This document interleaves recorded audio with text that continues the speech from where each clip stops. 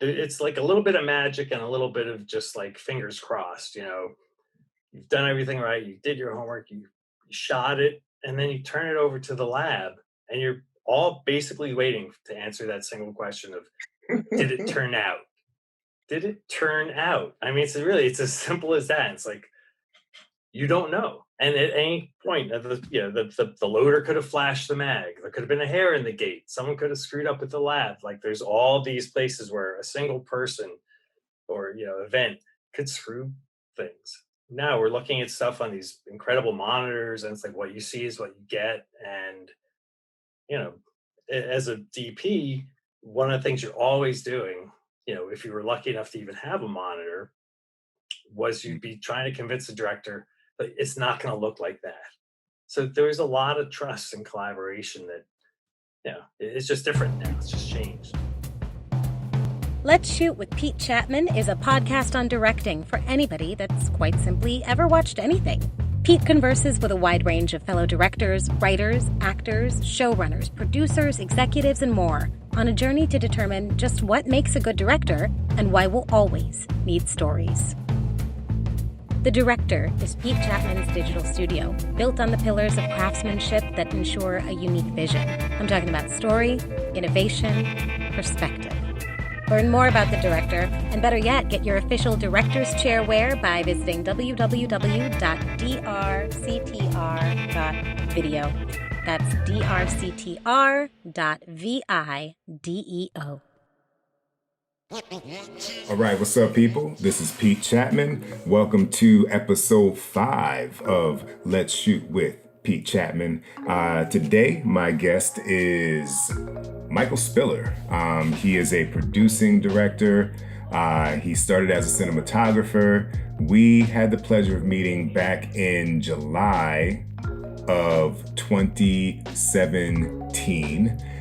Before I directed my first episode of TV, the DGA had instituted an orientation program for new directors doing their first episode of TV to get a workshop from working directors. And the folks that facilitated this for me and my group of directors were Paris Barclay, who was the president of the DGA at the time, Michael Spiller, and I also believe that Todd Holland joined us. And I've developed relationships with all of these gentlemen, super talented directors, great people.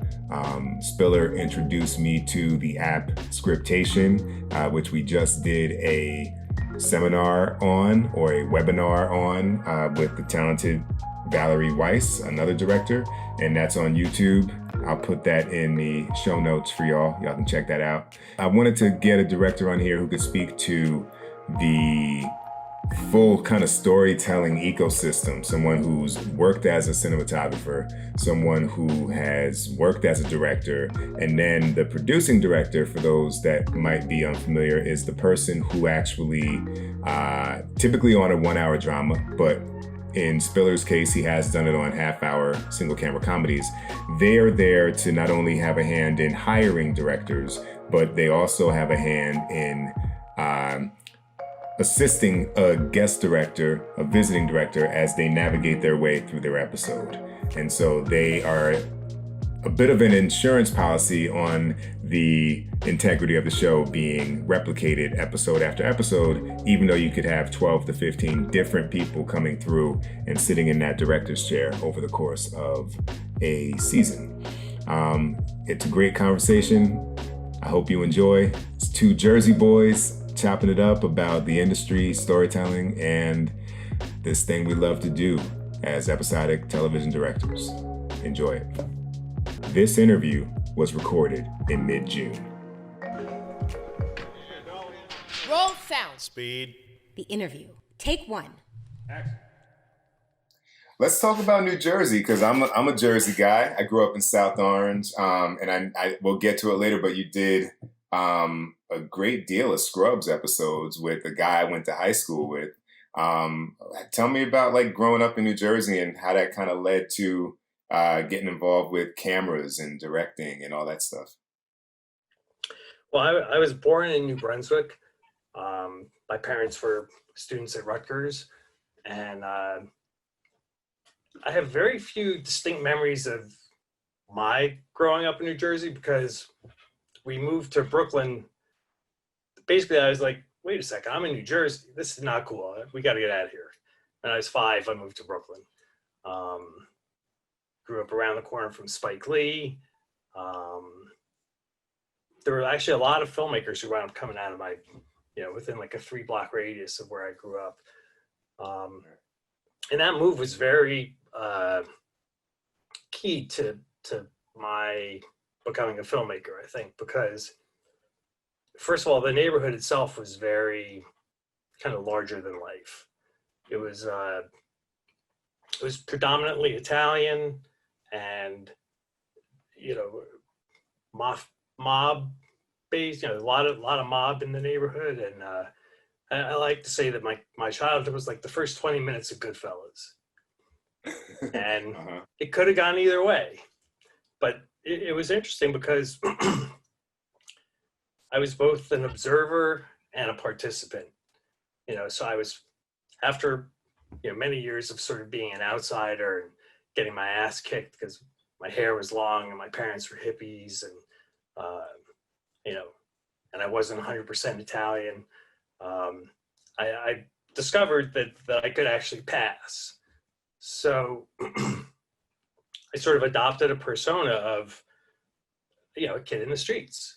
And I started running errands for the guys in the social club, and, things went along, and it was much better. It was a much better life to be part of this kind of crazy scene.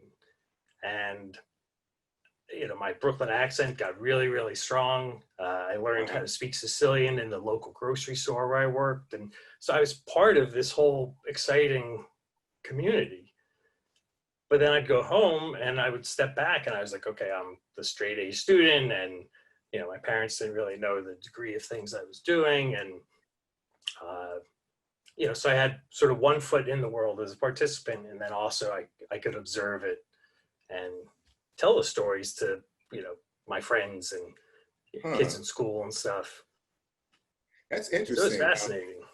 That's like I feel like I remember a moment, like I remember being young and not necessarily knowing I would be like a storyteller, but like things would be happening and I'd kind of be looking at them from 30,000 feet at the same time. Mhm. Like whether it was like embarrassing for me, I'd be like, wow, this is super embarrassing and a moment I wish never happened. But there's also some humor in it if I were able to like weave it into like a story with somebody else having to go through it.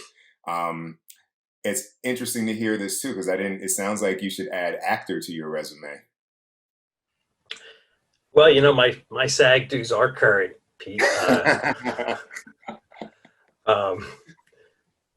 So yeah, no question. There was a degree of playing a role in my childhood, and I think that if years of therapy have helped me sort of unpack this and understand that, yes, I mean, look, there's no point in dwelling on the past, but understanding how it's affected my present and can continue to affect my present. And it was a bit of a chameleonic lifestyle, which Right. I think, and I think this speaks to what you're saying too, is like it can serve me in my job because Yes. I'm able to put myself in a place that might be unfamiliar and have an understanding of it. It's like, when I travel, I have a good ear for language and a good ear for accents. And I find that if I'm in a place for more than a couple of days, I wind up speaking as much as I can, or I adopt kind of vocal mannerisms of wherever it is, and I'm not making fun of anyone. Right. It's just me absorbing it and kind of interpreting it as as I would. I'm gonna turn off my notifications there so that bing. Yeah, it's. I think also when you have to be chameleonic, which is a great word, you're often like beat by beat, you're running through these metrics of what's the response here, and essentially that's what you're guiding actors through.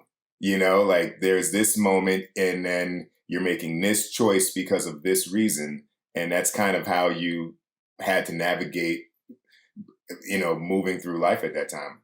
How'd you get from there to picking up a camera? Well, I mean, there are two sort of key events in that. Well, it's probably more than that, but some specific ones are when at a certain point in my life, I was probably 12, 11 or 12, uh, I had an uncle who, not a great guy, very, very into guns, had a lot of guns in the house, and I was kind of fascinated by them as a young kid might be. And I didn't spend a lot of time with this guy, but I got in my head that I wanted to go hunting. In my grandfather's, there's some wilderness, former farmland, adjacent to his property. And I thought he could take me hunting. And he said, well, how about instead of hunting? And first of all, if I could have convinced him, he would have said, we'll do a bow and arrow. You're not going out there with a gun. Right. But he said, instead of hunting, why don't we, because he's like, what appeals to you about it? I said, well, the idea of going through the woods and stalking an animal and all that stuff. And I'm a huge animal lover, don't get me wrong. But he said, well, why don't we just take their picture? And you'll get to do all the things that you say you want to do related to hunting. But when you encounter the animal, you get to take your shot and you both get to walk away. And that, had a profound impact on me because I really didn't want to kill animals. I wanted to, I thought I wanted to like have guns and be cool, right? But so we did that. So I started taking pictures, and then I was a huge movie fan, and began making my own movies at 12 and a half, with a little Super 8 camera that I bought with money from my daily newspaper route. And I directed them, I acted them, I edited them. And that was really cool. But then I guess when I was 15, I went to Paris with my parents for like 10 days on a winter break. We knew someone who had an apartment there, and, so scraped up, saved up the money, went, and none of us had ever been to Europe before. And it was just amazing. I mean, walking through the streets and feeling like I was in a movie, every movie I'd ever seen, though of course half of them were probably shot in the back lot of Universal, but, and I spent a lot of time on my own, and I studied French and Italian. I studied Spanish and Italian as a kid, so I didn't speak French, but I picked up enough to be able to order a beer. And I had like a long trench coat and smoking cigarettes and drinking beer and just wandering around Paris doing my thing. My parents had the Michelin guide book and were like, oh, Victor Hugo lived here. And I was like, I couldn't have cared less. Right. Now I'm fascinated by it, but I was just absorbing this culture. And I took a lot of pictures and was just so blown away by the architecture and the symmetry and the design and like forcing perspective and the photos were really pretty good. And the whole experience was extremely cinematic. And by that point, I'd sort of, let the Super 8 movie making go. It seemed like it wasn't cool enough or something. And even though I was going to a high school that had a film program, had a TV station, had all the stuff. It was a brand new high school called Edward R. Murrow High School in Brooklyn. And it was communication based. And I was like, yeah, whatever, I want to do it. But I took some film theory classes, and that like really like turned on a light in my head, like different way to think about, what a director does and the choices and the storytelling choices and symbolism in films and interpretation of films. And so that really sort of made me start to think like this is something I'm very interested in, Right. but it didn't seem like this was a realistic, a target for me to aim for in terms of a career path. Yeah, that's the interesting thing about it. I feel like I wonder how different it would have been growing up now, where you just see so many examples of like anybody can do it, because it needed so much demystification for me growing up, because it just felt like that's a thing that somehow arrives at a theater completed, but I don't know any, like, you just, it's like food. You know what I mean? It's like no one, Right. if you live in the city, you don't know how to kill cows. You don't even see them, but you know they're at the store, Right. in packaging with plastic. Um, how did you get your first cinematography job? I wound up going to SUNY Purchase uh, for college, and it was a great choice. I didn't start as a film major, but I thought, okay, well, I'll take liberal arts classes, and I'll take a couple of film classes and see if this is for me.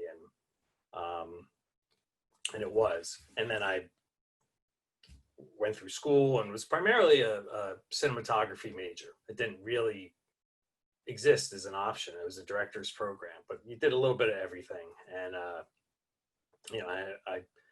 wound up shooting a lot of people's films and did a lot of work with Hal Hartley, who was a classmate of mine who went on to be quite a prolific filmmaker. And I shot most of his early features, first 5, 6, 7 features that he made after school. But even when I was in school, like as a senior, like, okay, I don't know, I'll graduate and then I'll see if I can work on some movies, but I'll probably have to get a job at a certain point. Right. It didn't sink through my head like you could do this.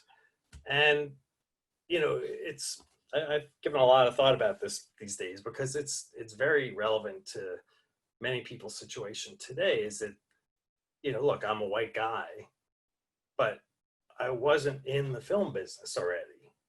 So, I didn't have an uncle who was a gaffer, or, you know, 3 generations of prop people behind me. So the industry was really closed to me too.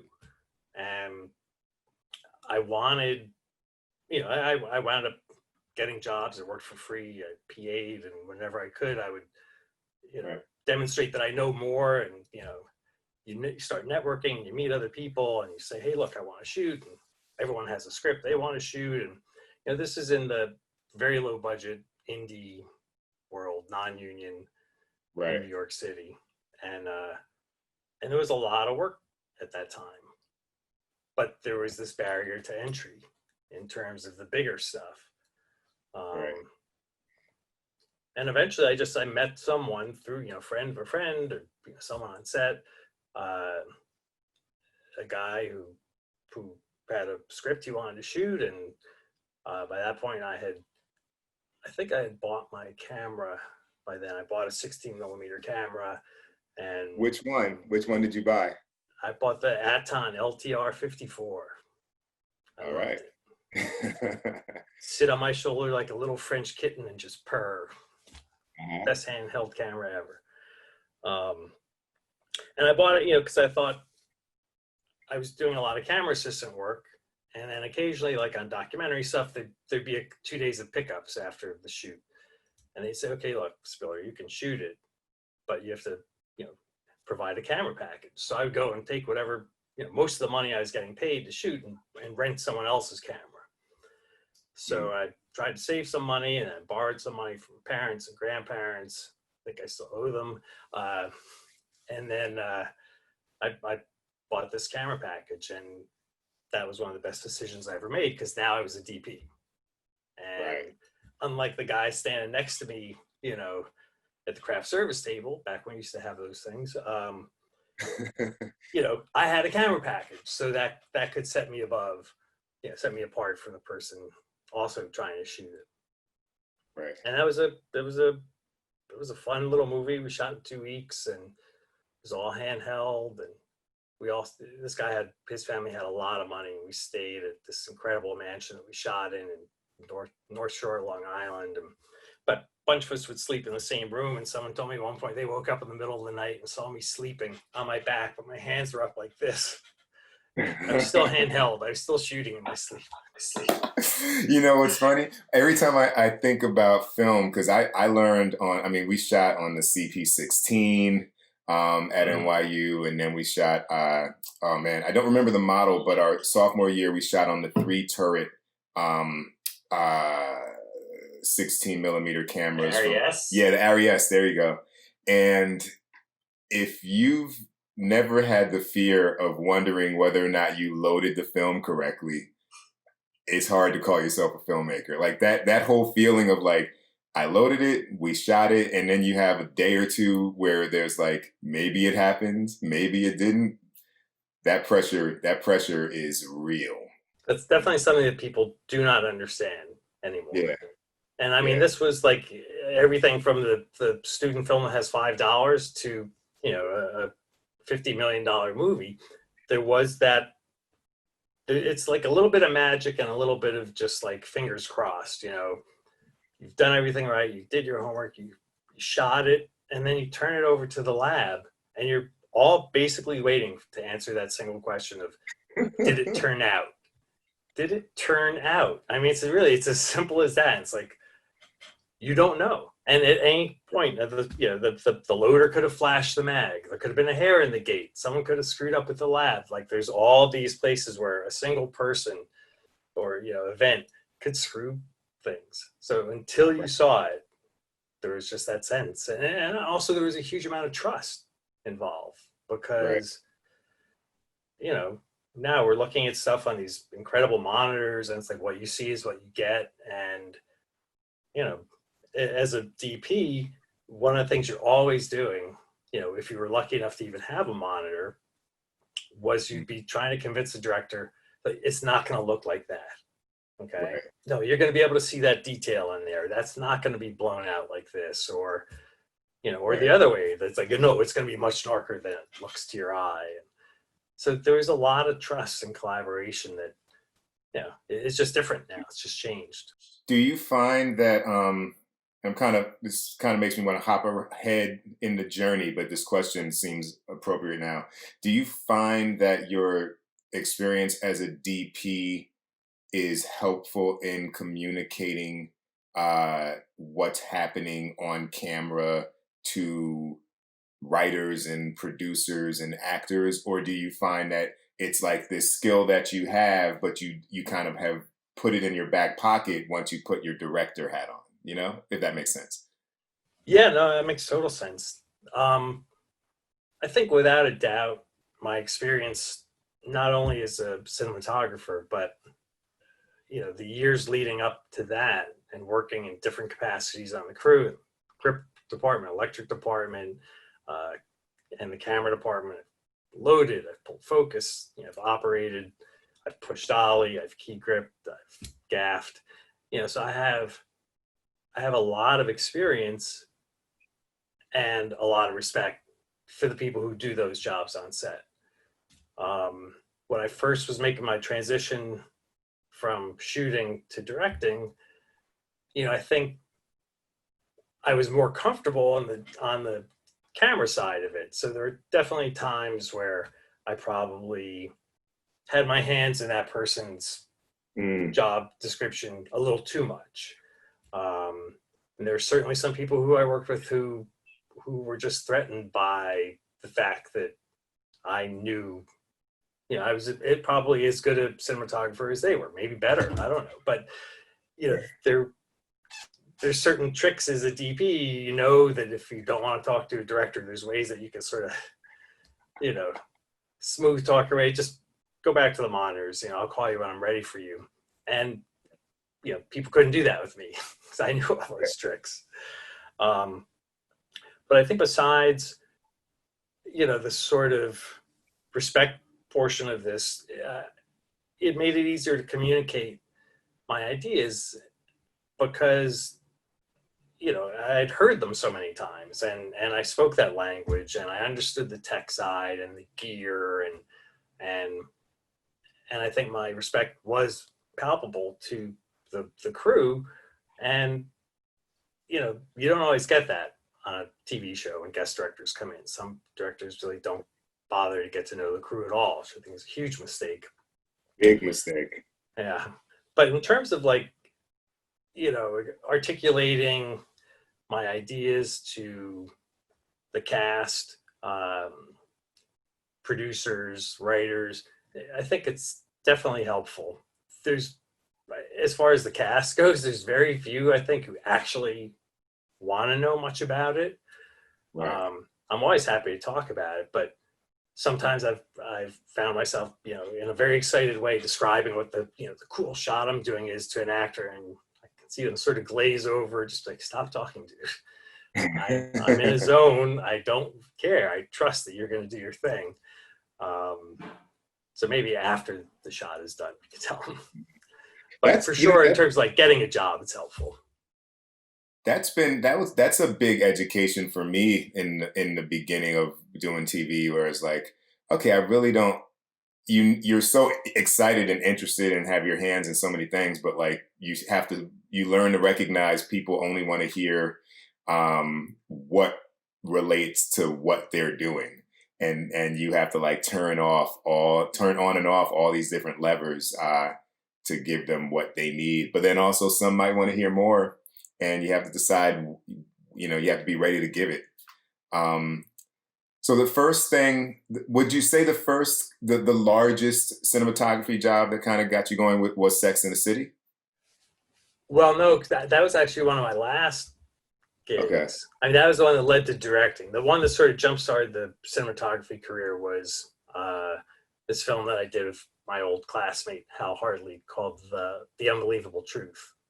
Okay. And again, this is, late 80s, indie scene.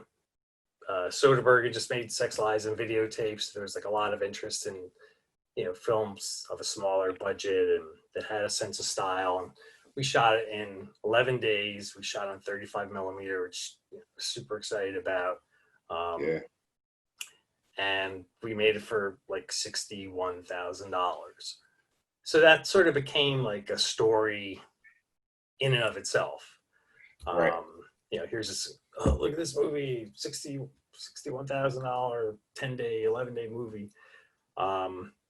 And we, it premiered, I think, at the Toronto Film Festival, and sold to Miramax. And, so everyone worked for free on the movie.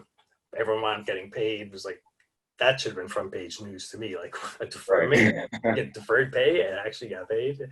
And certainly put me on the map in the New York indie world as a DP.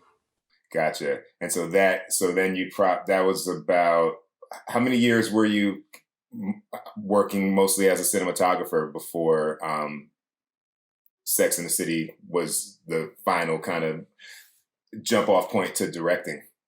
I mean, I wound up shooting for like 10 years. So I don't know, I think probably shot like 20, 25 movies. I did a couple seasons of The Adventures of Pete and Pete as a DP. Shot documentaries and music videos and some commercials. Once music videos sort of became mainstream, then the commercial world opened up to me just a little bit, because they were bringing music video directors in to, add some style to commercials. And so that was right. Fun. So was Leap of Faith the first directing credit? No, Sex and the City was the first directing credit. Okay, so you shot and then they were like, all right, we trust Spiller. This guy knows our show. It looks good. The cast loves him. And let's give him names. What happened was my agent at the time was like, late in the first season, he said, look, if the show comes back, I'm going to ask them to give you an episode to direct. And I was like, nope, I'm good. I like what I'm doing. You don't need to, I'm happy where I am. He said, no, you're going to do it. And, at several stages of my career, there are just these like leaps of faith. You mentioned name from other shows. Like I had to take, and I had to be convinced to take. Mm. And I also DP'd that episode, which I don't recommend. If you're working on a TV show and you're already doing one job, it's probably, especially if it's cinematographer, it's probably best not to do that and direct your first episode. But I did it, turned out really well. And, it's an incredible way to get your first experience calling the shots, because I felt like I was up on a tightrope, sometimes with my eyes closed, sometimes with my eyes open, but no matter what, the entire cast and crew was down there below me saying, we got you, Spiller, we got you. Right. So, and that was amazing. And it usually is not that way when you walk onto a new set that isn't your show, Right. So it was nice that I was kind of brought into it a little more easily. And then I wound up doing 2 more episodes the third season, then 4 episodes the fourth season. And by that point, we had bought a house out here and moved to LA and hung up the light meters. There you go. How would you describe the job of the director? I love to hear, like, if you if you were like at some dinner party with people who have no idea about what we do, what would you say to them to explain the job? Well, I mean, I probably answered it in the framework of a TV director, because that's what I do. And because it's different. It's a different job description if you're shooting a commercial or shooting a feature. But my job is to bring to life a script that I've been given, that I didn't get to choose. There's a pre-existing world that I need to fit into and simultaneously expand. I use a metaphor sometimes of like, and this is for a show that's up and running. It's not like a pilot or anything like that, but Right. it's like you get to be the conductor on the train or the engineer on the train between this station and this station. It's like the track's already laid. We know we have to go there, and it's going to go beyond that. And there's 10 stops that happen already beforehand. So that history is there that you have to acknowledge. And as you're laying that track, you can slow down a little bit to take in the view at this turn, or speed up a little bit in this section that's flat and kind of boring, and sway a little left or right. But at the end of the day, you got to get to that next station, and the passengers can't suddenly be like, this is not like the train I was on for the first 10 stops. This is messed up. So it has to be part of a continuum. It's part of a larger story, and you want to bring something to it. You want to elevate it. You want to get your thumbprints on it. Find yourself in the story. Finding yourself in the story is one of the best ways to do that. And that's part of the beauty of this job, I think, is that for me is like, I'm always learning. I haven't mastered this yet. I'm always learning how to do this job better. Every ingredient is a contributing factor to how you're able to do your job. Every crew person, every cast member, every writer, and the particulars and details of the story, are going to impact how you do your job. And you can never know all of that. And that's what's exciting, I think. Looking at the journey of your career, once you got going, you were going, and you were doing a lot of different shows. But what was it about? Were you looking to be a producing director, like with the Mindy Project, or was that something? Was that another leap of faith in the same way that you would kind of transition to directing?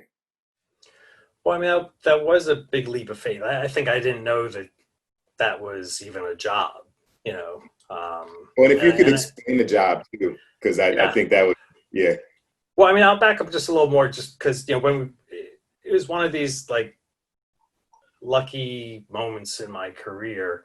Um, in between season 3 and 4 of Sex and the City, which was shot in New York, where we lived, um, we we were trying to move because we had our first child.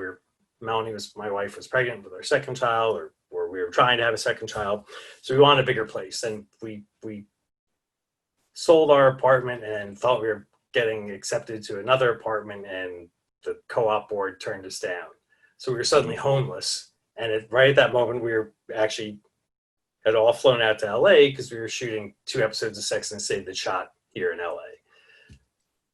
And it was my birthday when I found out we got turned down. I was like, oh, this sucks. After a week of pouting, moping, I was like, well, let's just see what our money would buy here. Because we were homeless. We were living at a standard hotel on Sunset Boulevard. And so on the weekends, we drive around, look at open houses, and we found this place that we loved. So we bought it, furnished it, and then flew back to LA to do season 4 of Sex and the City. Season 4 of Sex and the City ended, a week or so before 9/11. We were already scheduled to fly back here on 9/17. right. And I was actually here on 9/11 due to fly back that morning, so that didn't happen. Anyway, so we wound up moving here to LA right after 9/11.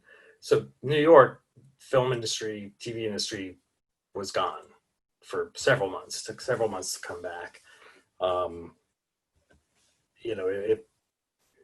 It was just very fortunate that we happened to have time to move that way. And I was reinventing myself as a director. So I had a great agent who's still my agent to this day, Sean Frieden, and he got me a couple of gigs without having to do an interview or anything, just on the basis of I had 7 episodes of one of the hottest comedies on the air under my belt, and I was an unknown quantity in LA, and so I became, for a little bit, I think I became a flavor of the week, and Sean capitalized on that in the best possible way. And my first gig out here is Greg the Bunny, the fun, short-lived puppet show, live actors as well. It's like, okay, Right. and of course you come to me for that. But the guy running that show was Steve Levitan, who I wound up doing a lot of work with over the years, so that was incredibly fortunate. And the second show was Scrubs, and again, sort of sight unseen. My agent also worked with Bill Lawrence. Bill Lawrence is rep by the same agency. Bill Lawrence created Scrubs. So he got me in with him. So in the first 2 episodes of sort of brand new career in a new city, I worked with 2 of the top comedy showrunners in recent Right. history. Right. So that was a good way to start. But for the first 5 years or so, it's like I couldn't get quite straight. Like the studio and the network are the same. They're different. Who these executives? I didn't know how to really play the game. Mhm. But I think the work I did was good, and everyone seemed to like me, and I was extremely passionate about it. And I look back sometimes, go, damn, I'm so stupid. I mean, if I had really known how to take those meetings and just sort of do the outreach. I think I'm naturally a shy person. I'm truly only comfortable on set. That's when you'll see a different side of me, and I'm just a little more awkward in some of these social situations. And other people I know, there's people I've worked with that I see whose careers are skyrocketing now. It's like they know how to do that. They know how to work those executives, and get those bookings. And it's great. I mean, more power to them, but that's just not me. I didn't know how to do that. But a producing director, to finally circle back to the question. No, Producing but director is that's all great information in the journey, because it's such a different, like for me, having come from the indie film world where I had to raise money to make my films, I kind of recognized early, like I need to like talk my way into like pockets, right. for Yeah. lack of a better word. And it became like something that I put like almost first and foremost. Like, how do I sell this and myself? And because the work, unfortunately, at the level that I was doing, it wasn't speaking for itself.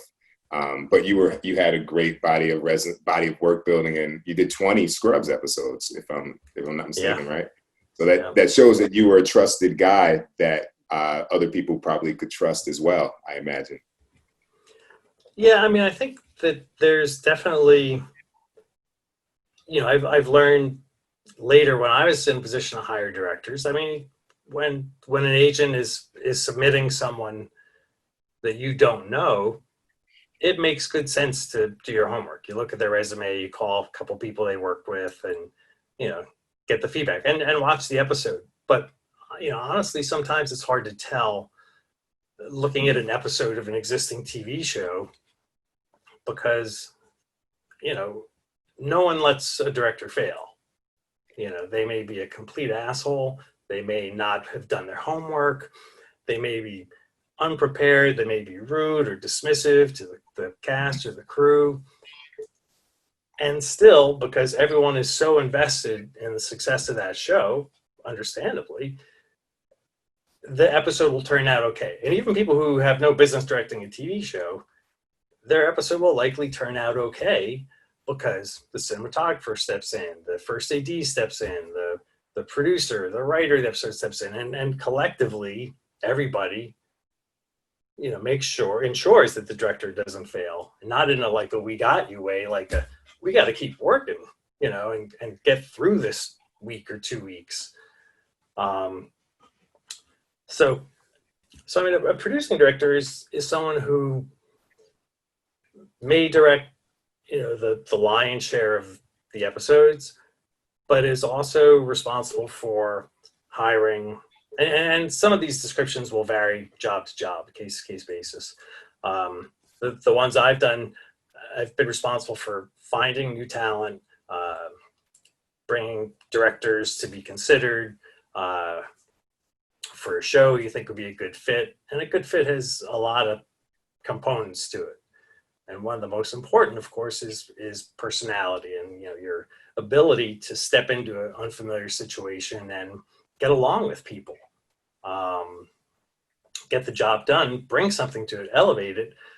But I think the days of the artiste who walks on and thinks that episode 97 of Scrubs is their own personal movie, when it's not. It's a chapter in a larger story that they didn't create. So it's like you have to check your ego at the door and realize that the director is not the top of the pyramid in an episodic TV scenario. So I work with the directors. I hire and support them mainly in prep. I really try to give the director their space on set. I typically only visit if there's like a really big scene or someone's asked for it, and often it's the director themselves who says, look, I'd like you around when I shoot this. And I really, my role is to support them. And especially as we got on in seasons on the Mindy Project and sort of found our groove and really knew what the show was, and we're gonna get picked up, there's sort of you can let your guard down just a little bit. So we could take a few more creative risks in terms of people who might not have that strong of a resume on paper. And I was saying earlier about like doing a random episode of of a series that's done 100 episodes and you've worked on it, it doesn't necessarily illustrate that you're a good director. It just means that you got a chance to direct and you weren't allowed to fail. So I'm often meeting with people, or sitting down with people who have only done a couple of shorts, or they've done a totally no budget indie feature, but they've got a voice. Or I'm looking for people who traditionally have had a harder time cracking this nut of getting into this profession. And for women and people of color, it's just been much harder. It's not been a level playing field. So I certainly, where I could, searched out people that weren't already on the studio networks list. Here's the typical choices, and also kind of mentoring and supporting people from within already working on the show, but in a way that it's not like, okay, yes, you've been an AD for 2 years, here's an episode. Like, it can't be like a door prize. So it's like, look, if you want to direct, I'll raise it with the other executive producers, but you need to make your own film. I can't, in good faith, just give you an episode. So I think those days are over.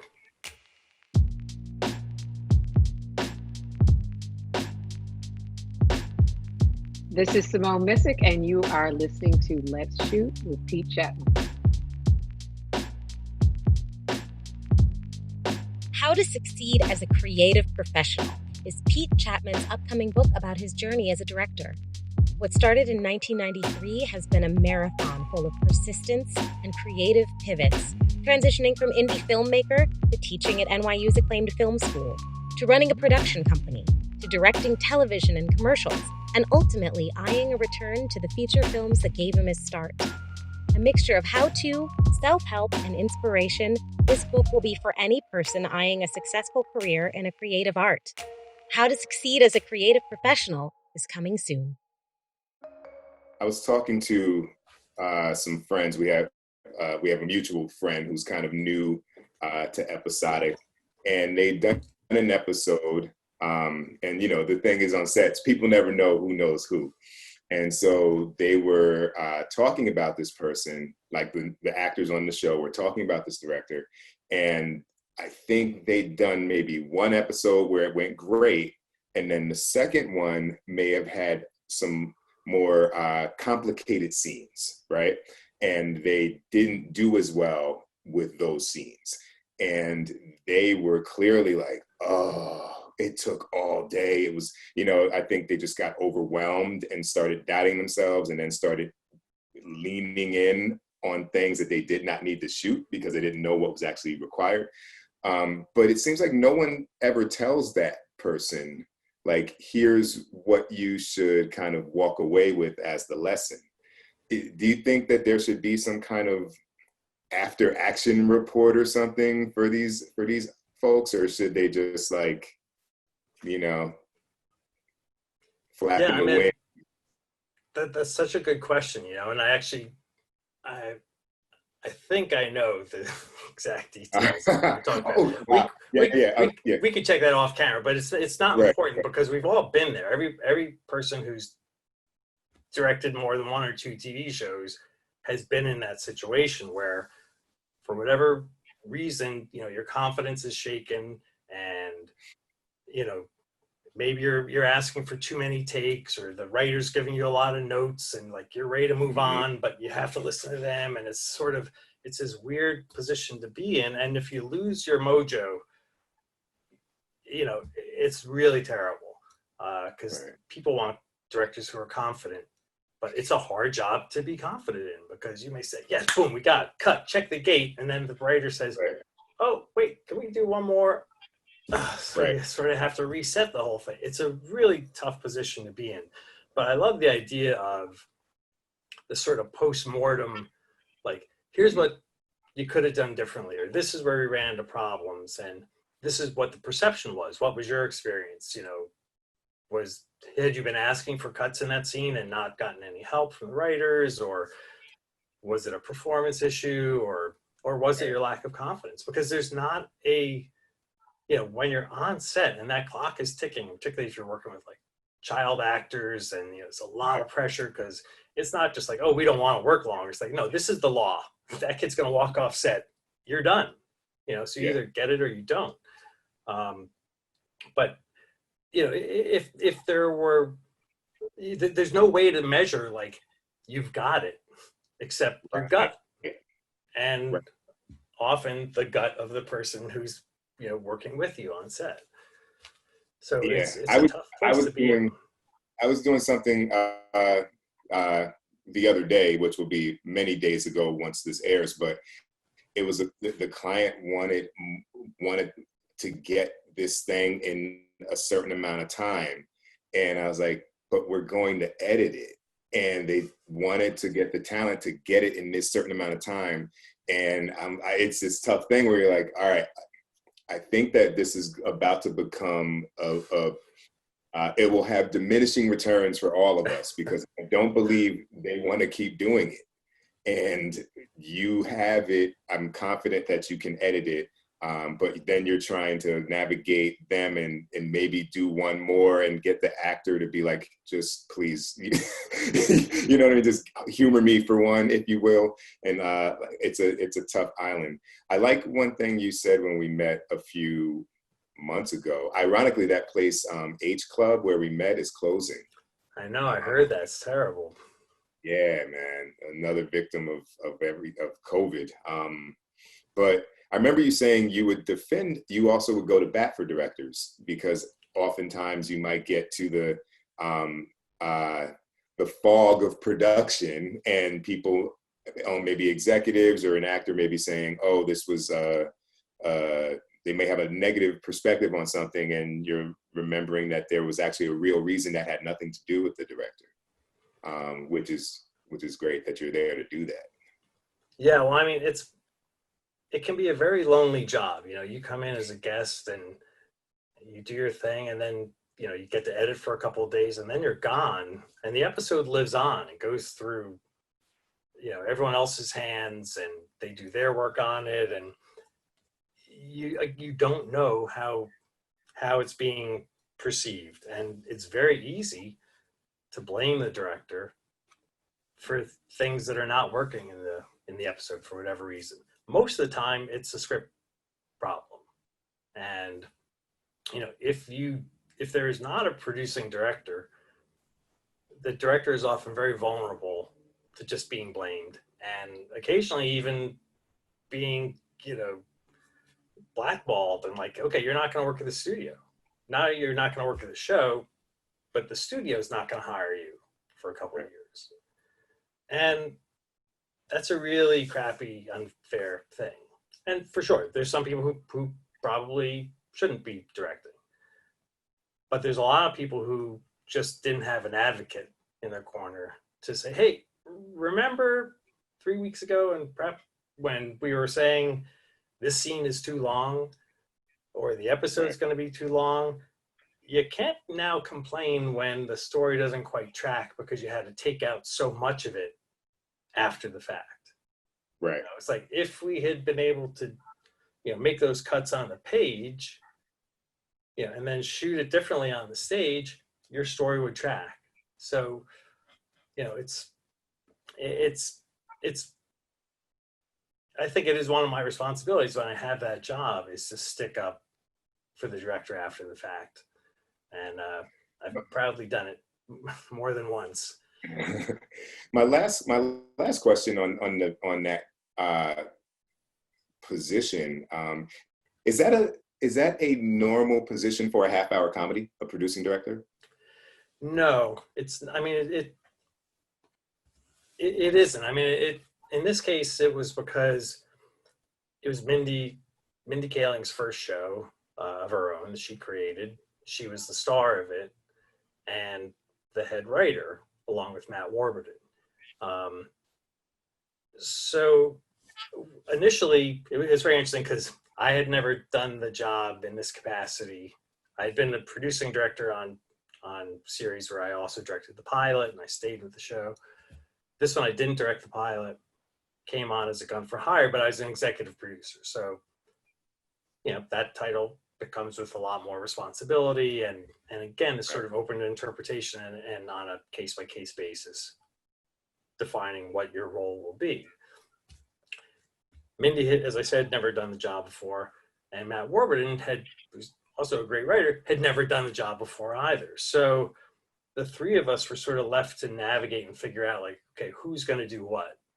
And post the first season was really tough because it's a first season show. You're trying to figure so much stuff out. Everything, the shooting hours were longer, the writing hours were longer, the post hours were really long, and we were sort of at sea. We made our way through it, really bumpy. We got the pickup for second season, and fortunately, David Rogers, who was a producer editor on The Office, who Mindy had a wonderful relationship with, and I knew a little bit.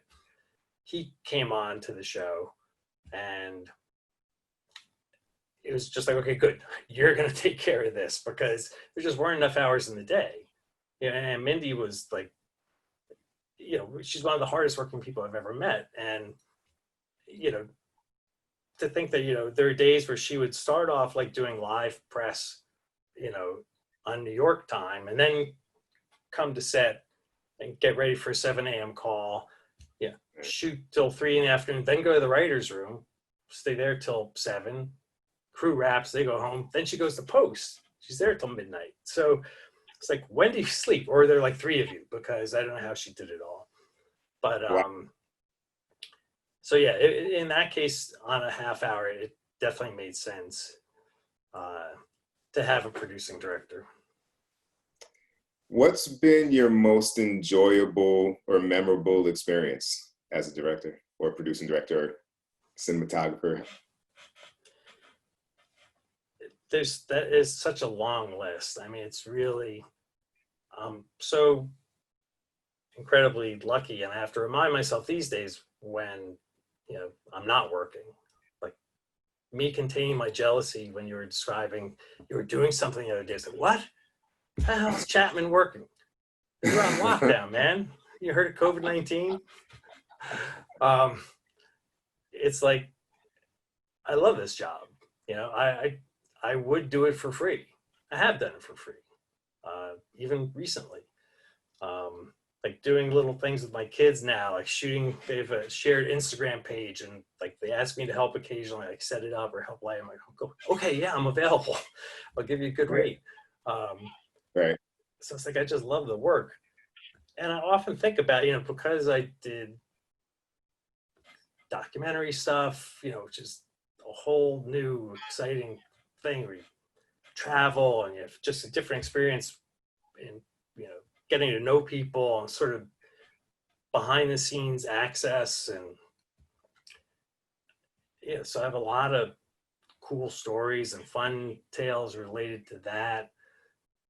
I mean, and I've been incredibly fortunate that most of the shows that I've worked on, I mean, literally like 90% of every episode I've ever worked on has just been, joyous, and, you're surrounded by people who want to be there. Right. That's the thing a lot of people don't get maybe at the start of this. It's like, this is a hard business. It's like, it's not for everybody. There's highs and lows. There's, dry spells, you're self-employed. It's like, sometimes it's hard to stomach that uncertainty, and it's extremely competitive. It's highly skilled. So it's like, you have to want this. You have to want to do this job. No one is like, yeah, I'm stuck in the family business. I have to be on set 12 hours a day. It's like, okay, you could do something else, So generally you're surrounded by people who are as passionate about their job as you are about yours. And that's so different from many other people's work experience, where it's like, everyone's just like, damn, when the hell are we out of here? It's like, I can't believe this day's never going to end. This job sucks, Not that there aren't jerks in this business, there are, but people who aren't good leaders, and things can be frustrating. But in general, it's like my worst day on set tends to be better than a lot of people's best day at work. Right. So Well, I mean, singling I'll out say one is tough. I got, I mean, it was you and Paris who were in the orientation that got me going, and the things that, I mean, I have 3 pages of notes that early on, I keep them in my directing backpack, and just every now, much less often now, but I'll still just open them up and read them just to center myself. You know what I mean? Particularly on those days where it might be one of the more challenging days, and not technically, but psychologically. Yes. And one thing that what you guys also illustrated was that, like, that attitude is infectious and important in being able to weather through whatever gets thrown at you, because if you don't have it, it trickles down and it gives other people license to go to the worse angels that they might choose to call upon, and how they deal with everybody. I guess I got 2 final questions for you. One, what 3 character traits do you think have been most important for you in navigating this journey? Well, one I think is my ability to get along with other people. Maybe that's partly the chameleonic characteristic that I have. I can adapt myself to situations and not lose my cool. I often, because I did a lot of doc work where things got hairy a lot, and dicey situations and bullets flying and stuff like that. It's like, okay, no matter how things are going on set, I'm probably not going to get shot today. Right. Right. So this sort of like perma smirk, it's like, okay, good. We're going to be okay. And I think people read it as calm, and that's a good force to have. So I guess that's sort of one with a tag on of calm. I love solving problems. I think, and I love building things. It's like, my fantasy is just to have a wood shop, and I watch these YouTube things, these guys with these like incredible saws, men and women, who just do these incredible projects. I'm so envious. Would love to do that, but I love, collaborating. I love, like, here's this problem. How are we going to solve this? And that's the fun. That's like when you're on a show and everything's going smoothly, and you're, a producing director, so you're not actively directing every episode.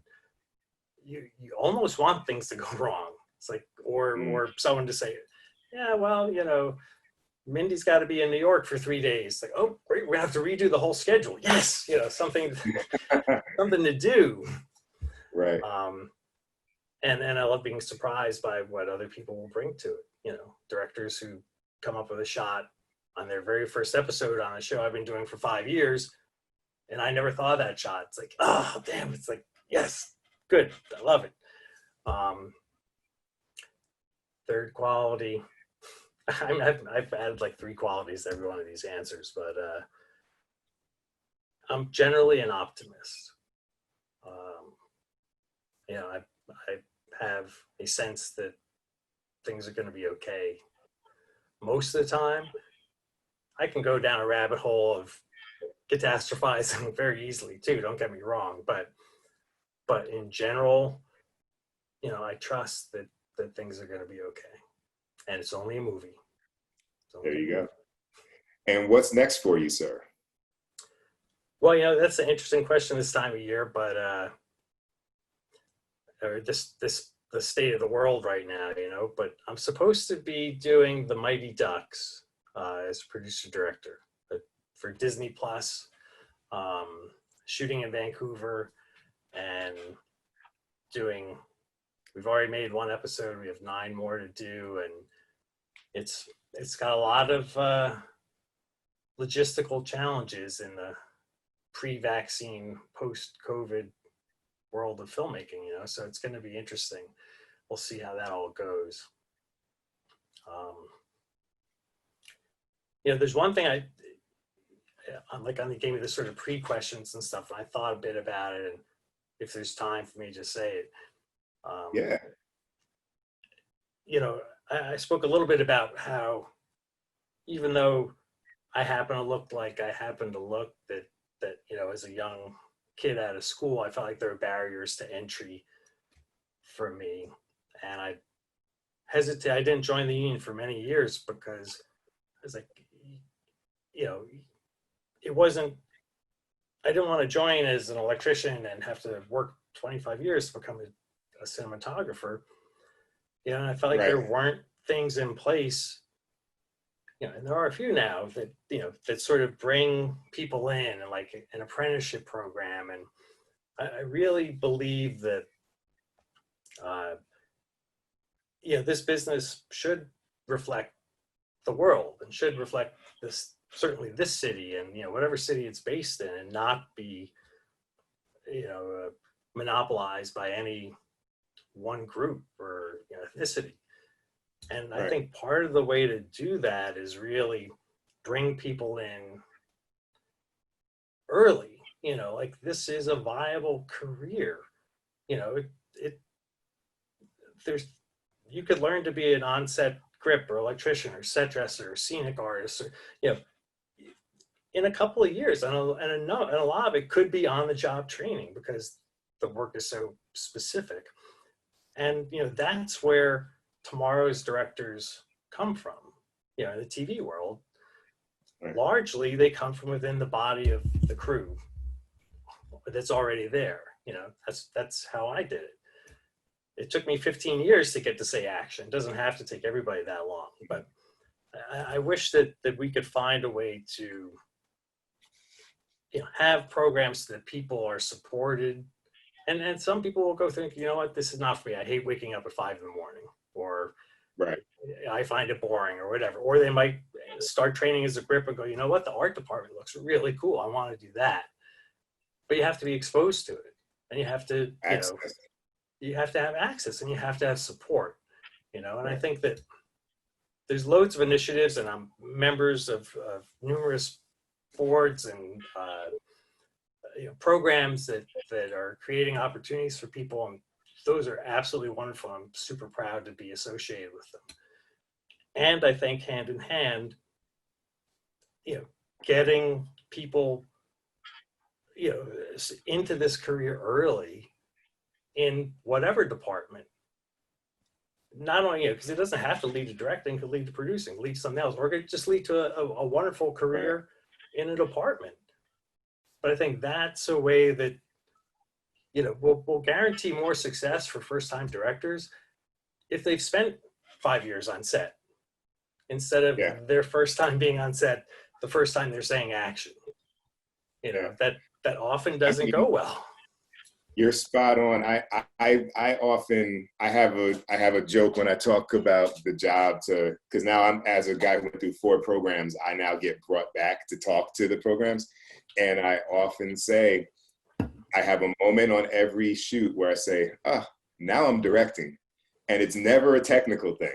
It's always like some kind of personality thing that's going on that is requiring a very nuanced navigation of egos and feelings. And if I don't get this moment right, it doesn't matter how well I've planned out the rest of the day. Exactly. They're not going to want to hear what I've got to say. And having run a business and made feature films, like when those moments would happen, I can identify them. And it feels like that's what you're talking about. It's not like you have to be around it in order to recognize these little things that might take you off track. Like it might have been in the orientation. Someone mentioned you may not want to laugh too hard at the table read. because you don't know if that's going to make number two feel like, well, why is number five getting the better lines? And you were just, you thought it was a funny joke, and Right. you would never think that that's a calibration that you have to make. But you learn that there are so many emotional connections to the work and to the politics and the dynamics of a set, that almost every moment is a potential pitfall. And not to make that threatening, but it's just it's a reality, and it's a reality of anything. I said to my wife, like, once you put two people together to talk to each other, enter politics. Yeah. So I'm in full agreement of folks being aware and having an opportunity to witness it to some degree without stakes, Right. and Yeah. then get their shot. Well, it's another way that a producing director can be of assistance too. It's like half my job description was like pointing out landmines. It's like, hey, Right. don't do this, or here's this scene's coming up. I know in the past that sort of thing's been an issue. You can avoid this, Right. So support and information and opportunity. Well, it's awesome, man. I thank you again for the time, and hopefully get to work with you on something soon. Yeah, I'd love that. And then we'll find out next time we'll do some drinks or something, Sounds good to me, Pete.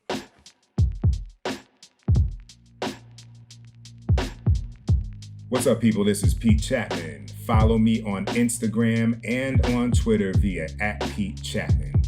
Follow the pod on Facebook on our Let's Shoot with Pete Chatmon official page, and hit up our mailbag with questions, suggestions, or hey, donations if you're feeling like it, via Let's Shoot with Pete Chatmon @gmail.com. And just in case you need to know how to spell it, that's Pete with the last name Chatmon.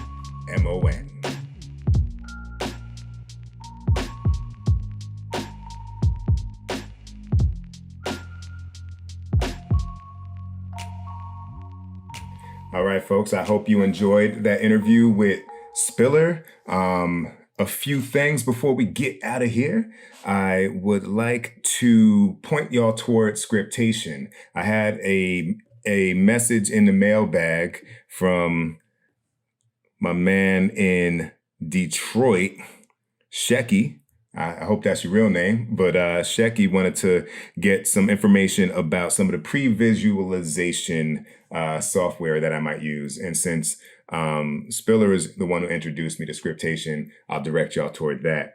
It's really great because it allows you to update your script electronically, to go paperless, and to basically transfer the notes that you make from draft to draft to draft. And for whether you're doing episodic TV or film, there's just a constant need to organize your thoughts, both creatively, both from a camera perspective, from acting beats to props, to even if you have dialects or whatever, you can record notes into Scriptation. But for me, it's the ideal place. All of my scripts live within that app, and it's kind of ground zero for me as a director.